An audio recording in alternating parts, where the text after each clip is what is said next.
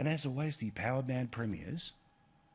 Well, how much evidence do we need to learn that they only care about one end of town? And that's the big end of town. All day, every day.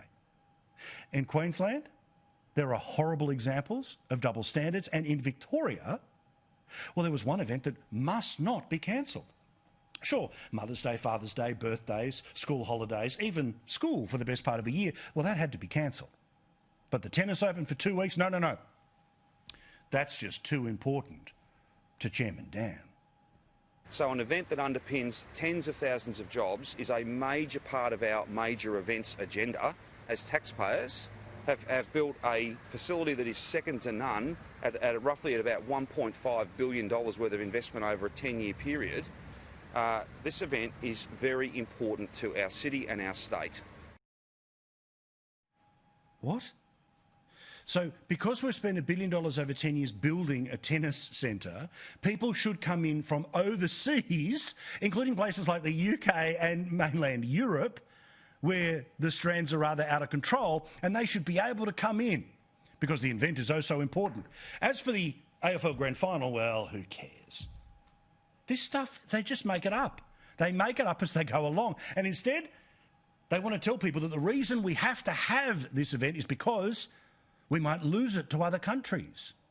Now, they care when it's a big event like this. They care when it's a big thing like a movie being filmed. But they couldn't care less when it was local businesses that were never to come back.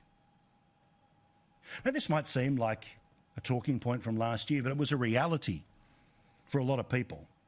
In fact, from January to November last year, 1,384 people lost their business.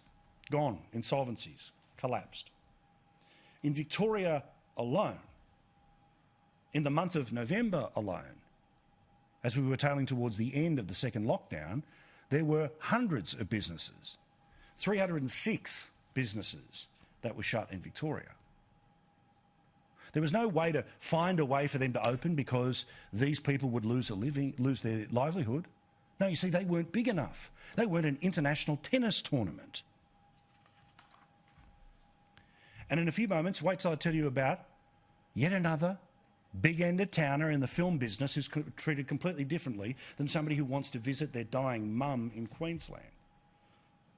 Now, like you, I was hoping to talk about something else, but alas, the crazy is still amongst us. And the powerful only care about the events that they want to go to, that their friends want to go to.